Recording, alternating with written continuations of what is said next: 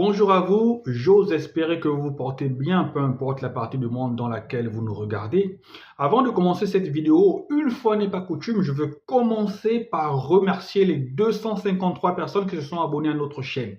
Vous êtes les meilleurs, merci de nous faire confiance et merci de nous montrer que ce qu'on fait peut plaire à des gens. Voilà, nous ne nous considérons pas comme étant les meilleurs, mais nous travaillons au quotidien, nous essayons de parler des sujets qui nous passionnent, voilà, et je vous remercie encore. Si j'avais vos noms à tous, je citerais tous les noms ici, tous les 253 noms des personnes qui nous ont fait confiance. Merci à vous, vous êtes les meilleurs et continuez de nous soutenir par un like, par un commentaire et par un partage. Maintenant, la vidéo d'aujourd'hui, c'est pour parler du FC Barcelone. Le FC Barcelone, c'est mon équipe, voilà, de tous les jours, c'est la meilleure équipe du monde pour moi, même si je suis honnête dans mes dires.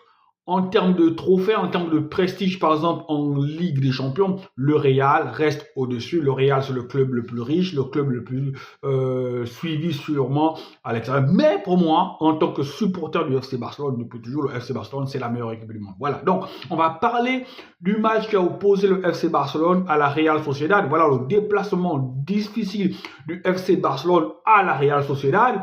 Je ne serai pas là pour rentrer dans les polémiques. Voilà, le but volé de Lewandowski. Voilà, quand la Real Sociedad a marqué ce but-là, il nous restait encore largement le temps pour revenir au score et largement le temps pour gagner ce match-là. Donc, l'objectif de cette vidéo n'est pas pour parler des polémiques, mais pour parler de quelque chose que j'ai remarqué. Je remarquais que ce FC Barcelone-là, lorsqu'il a été privé de Lamine Yamal, ce FC Barcelone-là n'a pas existé. Lorsqu'il a été privé, déjà, le match qu'ils ont perdu contre Osasuna, souvenez-vous que Hansi Flick avait fait tourner. Souvenez-vous déjà que Lamine Yamal n'avait pas joué ce match-là et le FC Barcelone l'avait perdu.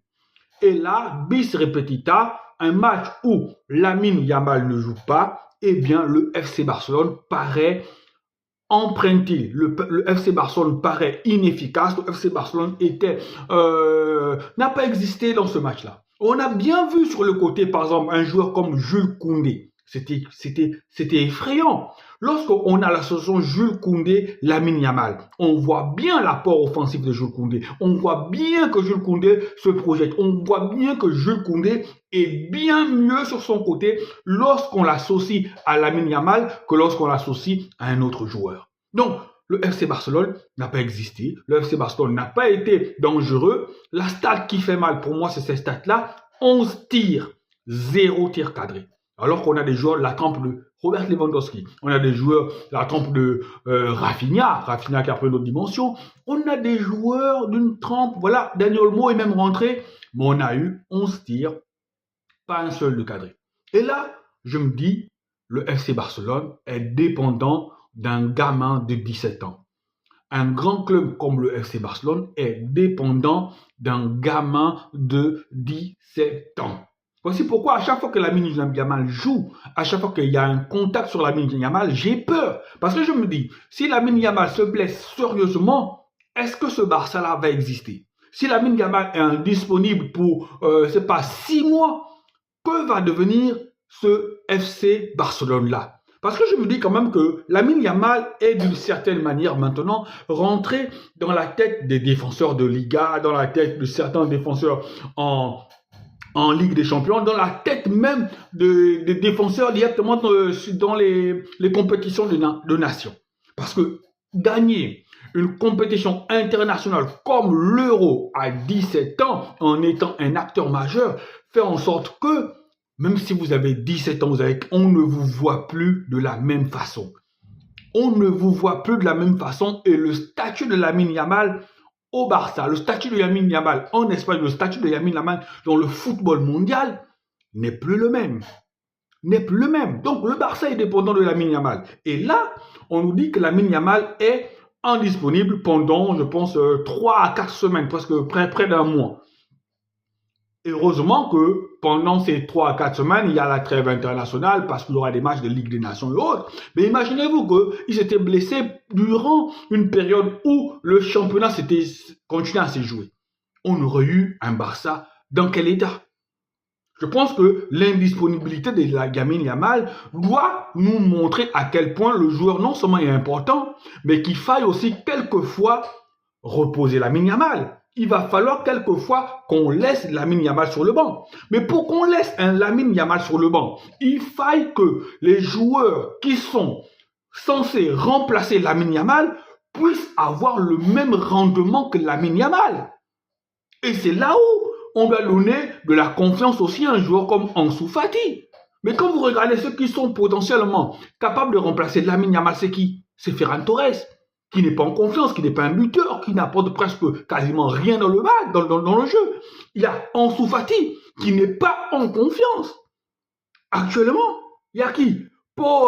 Victor peut jouer, mais ce ne sera jamais le même impact. Donc, d'une certaine façon, s'il n'y a pas un joueur capable de suppléer valablement Lamine Yamal sera obligé de jouer le plus souvent possible au risque qu'il se crame. Au risque qu'il se crame parce qu'il faut qu'on se rappelle qu'il a 17 ans. Et à 17 ans, on se développe encore tant musculairement, physiquement, beaucoup de choses. Donc, il y a parfois des coups de blessure que lorsqu'on prend, ça va être compliqué de se relever de ça. Donc, il ne faut pas que, avec Lamine Yamal, on arrive à la situation de Ansu Fati. Ansu Fati qui était promu aussi à un bel avenir, et puis aujourd'hui, il n'est plus que l'ombre de lui-même. Donc, le Barça, à mon avis, doit peut-être apprendre à jouer quelquefois sans Lamine Yamal. Il faut aussi que parfois, lui-même, Lamine Yamal comprenne que parfois, lorsque le score est acquis, il peut commencer un match, et lorsqu'on a un 2-3-0, qu'il cède sa place. Parce que nous, on a besoin de lui. Le Barça a besoin de lui. Donc le Barça doit devoir ménager Lamine Yamal, mais le Barça doit aussi devoir faire comprendre à Lamine Yamal que parce que tu es important pour nous, parce que tu es important pour notre dispositif, parce que tu es important pour que le club puisse remplir tous les objectifs que nous nous sommes fixés, eh bien, il va falloir que de temps en temps, lorsque le score est fait, tu acceptes de te mettre au banc. Lorsque parfois on va rencontrer des équipes qui ne sont pas des foudres de guerre, tu acceptes parfois de rentrer en deuxième mi-temps ou parfois de ne pas jouer. Là, je pense qu'il va rater le match en championnat. Il va peut-être revenir pour le match de Ligue des Champions contre Brest. Mais est-ce que quand il va revenir, est-ce qu'il sera à 100%? Moi, je propose qu'on laisse à Lamine Yamal le temps de se soigner. Même s'il y a urgence, parce que là, potentiellement, je pense qu'avec le match en retard, le Real ne va pas rater l'occasion de revenir à 3 points, mais qu'on laisse Lamine Yamal le temps de bien se soigner, qu'on n'anticipe pas le retour de Lamine Yamal, qu'on ne fait pas les choses à la va-vite parce qu'on serait dans l'urgence. Non, laissez à Lamine Yamal le temps de se soigner. On a besoin d'un Lamine Yamal en pleine possession de ses moyens, en pleine possession de sa condition physique. On a besoin de lui pour remporter la Liga, pour remporter la Coupe du Roi, pour remporter la Champions League. Encore une fois, si tu es nouveau et que tu découvres ma chaîne, je te prie de bien vouloir t'abonner pour ne pas rater nos prochaines vidéos et de nous laisser un pouce bleu, un commentaire, ça aide au référencement. Merci, je vous envoie plein d'ondes positives comme ça. Ciao, ciao.